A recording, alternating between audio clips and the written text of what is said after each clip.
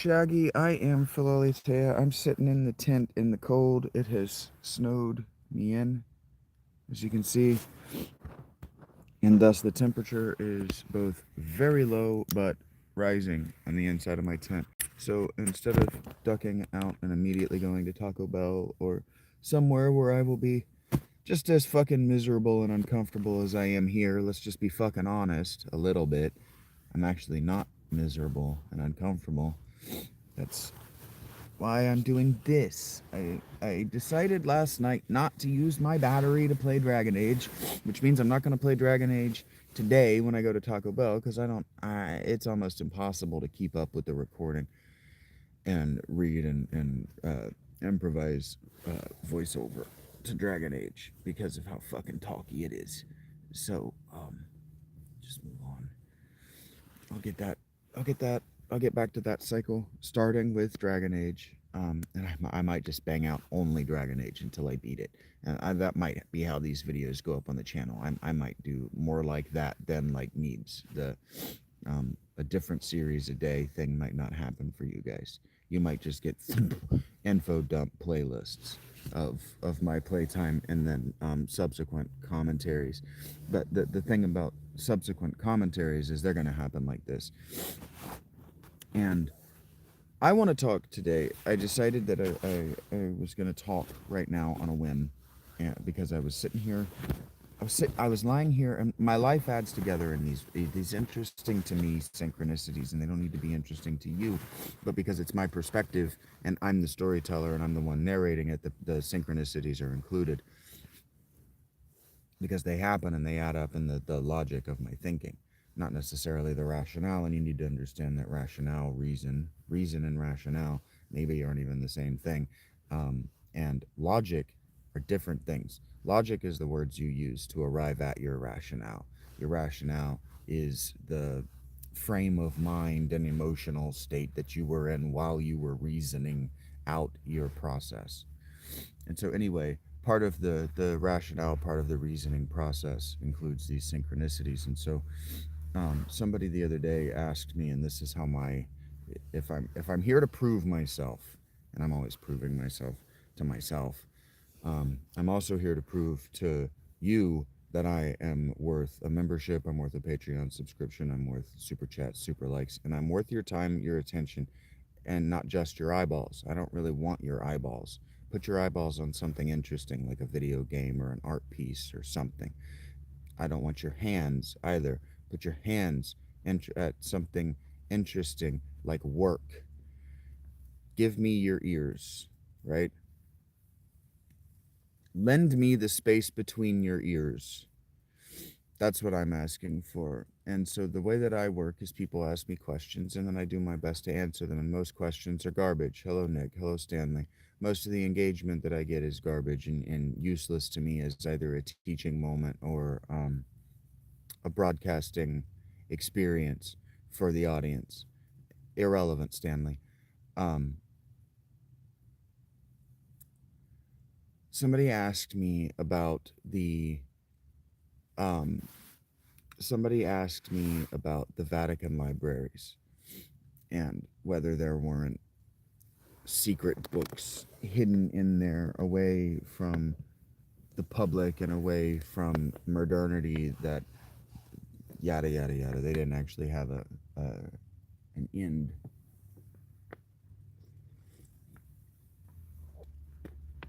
And I told them that no, there were no books down there.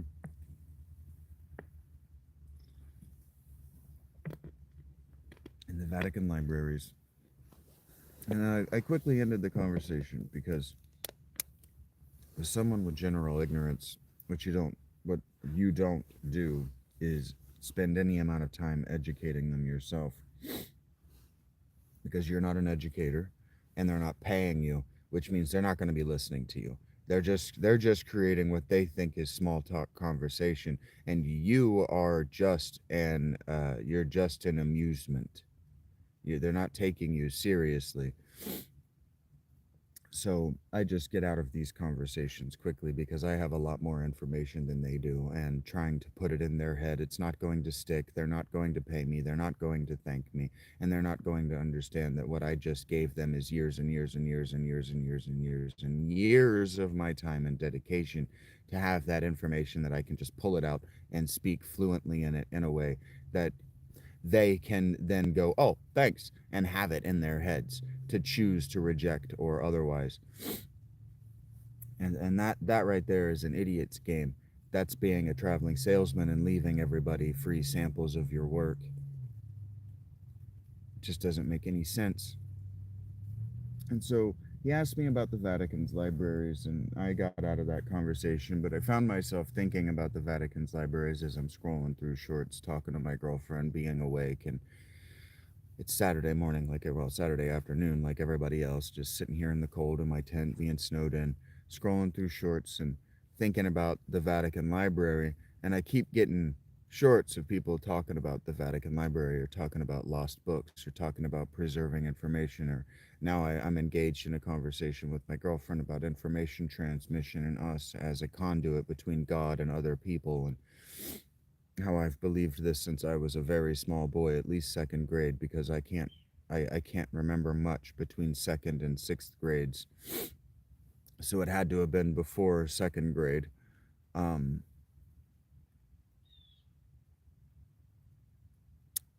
and then I'm thinking about it. Again, I'm thinking about all the reasons that the Vatican Library is none of your concern. It's most certainly none of this person who asked me the question about whether the Vatican Library isn't a conspiratorial organization trying to hide uh, history shattering information.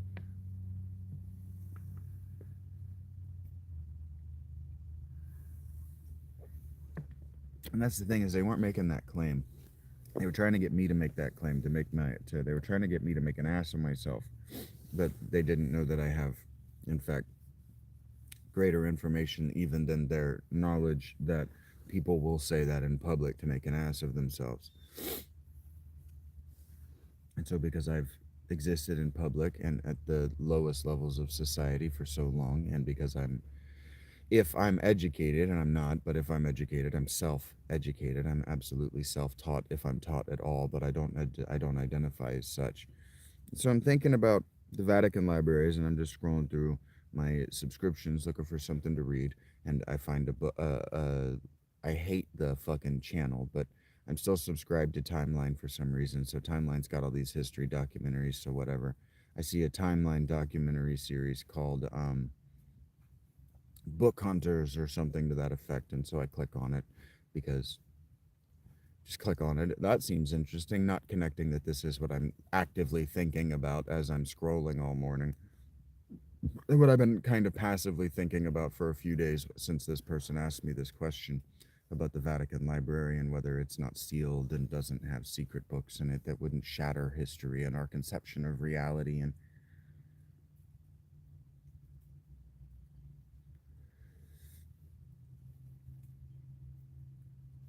I realized that I'm watching a documentary expecting them to tell me that the Vatican Library is safe and what the Vatican Library is for. And what I'm realized is that they're setting me up to explain to me why antiquities dealers and the books that they deal in are kept in the specific conditions that they're kept in, secreted away.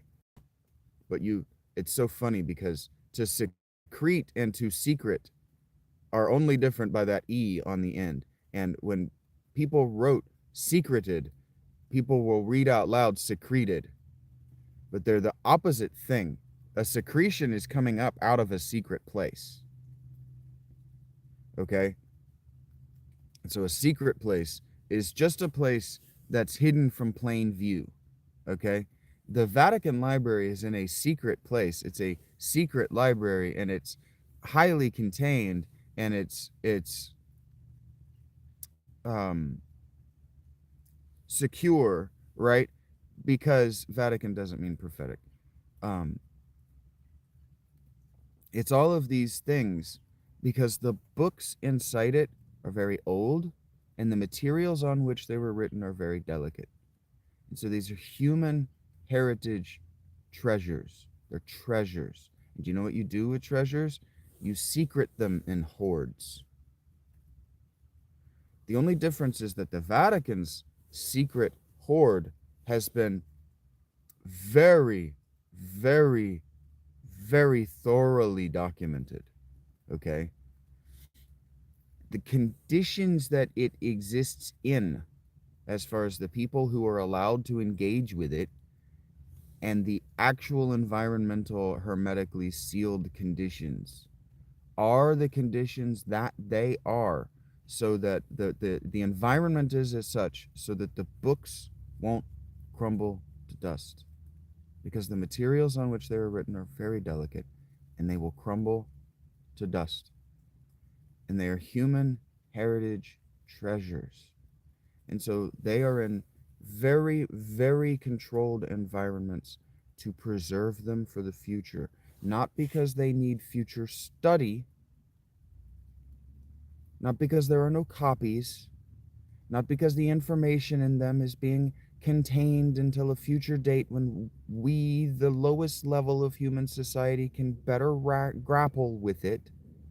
If it turned out today, okay, and I'm getting to a broader point, but if it turned out today that there were a book in there that was a genealogy of Jesus that showed that Jesus never died, like the Japanese believe. Japanese Christianity believes that Jesus didn't go die on the cross, that he left one of his brothers or a lookalike to die on the cross, and then he fucked off to Japan and had a family, and that there are living descendants of Jesus in Japan.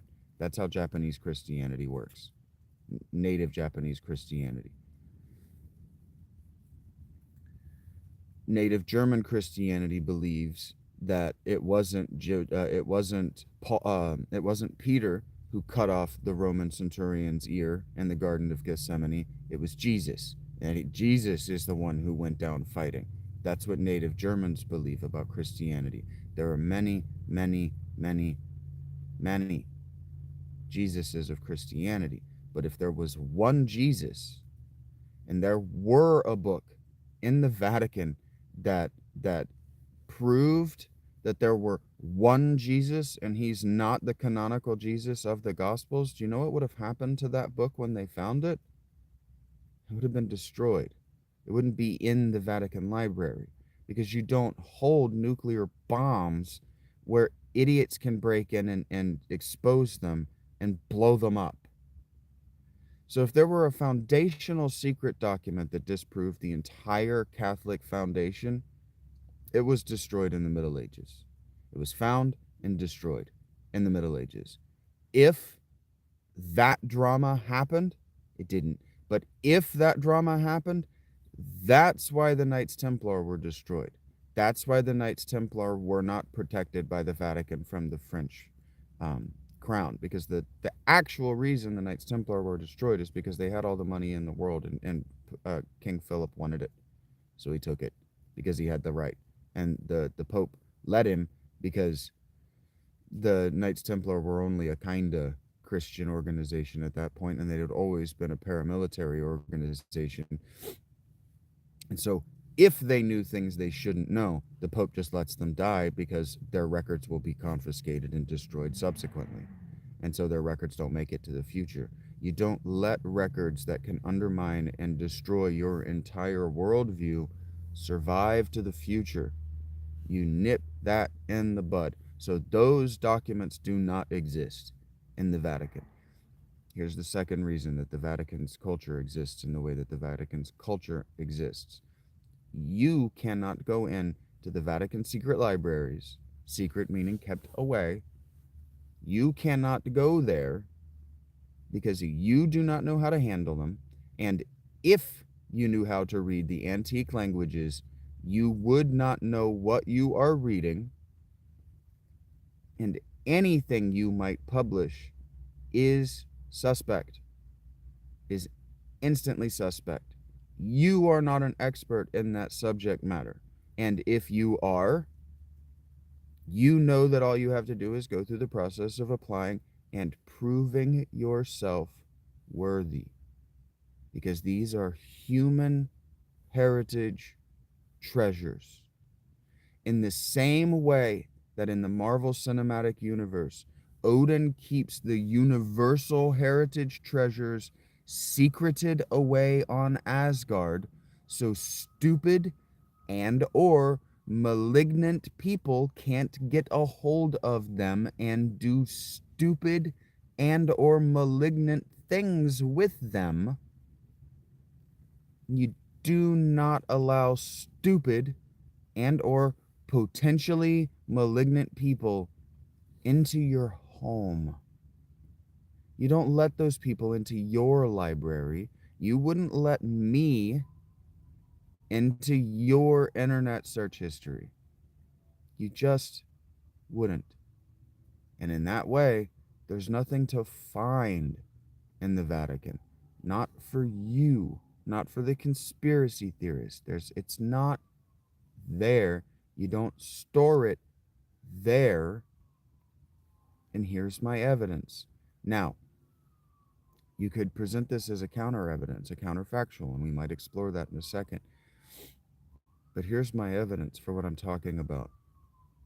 We recently found a new King Arthur story, a Merlin story, in fact. And I'm gonna get this sort of wrong, so don't quote me on this, because I'm not a scholar on this, so I don't have my names and all of that memorized and perfect.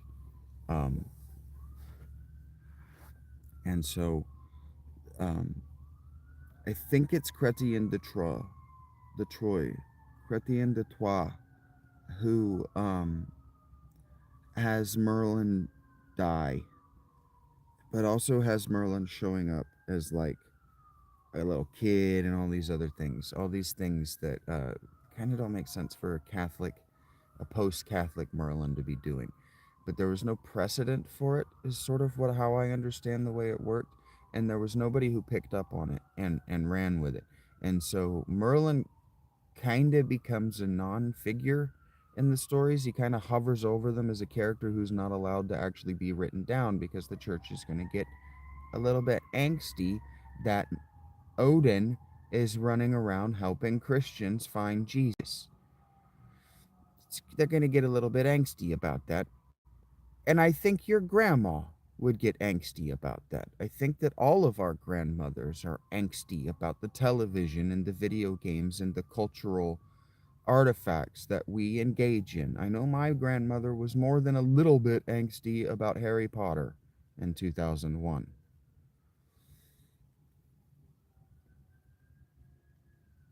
And so, what the hell was I talking about? Oh, Merlin.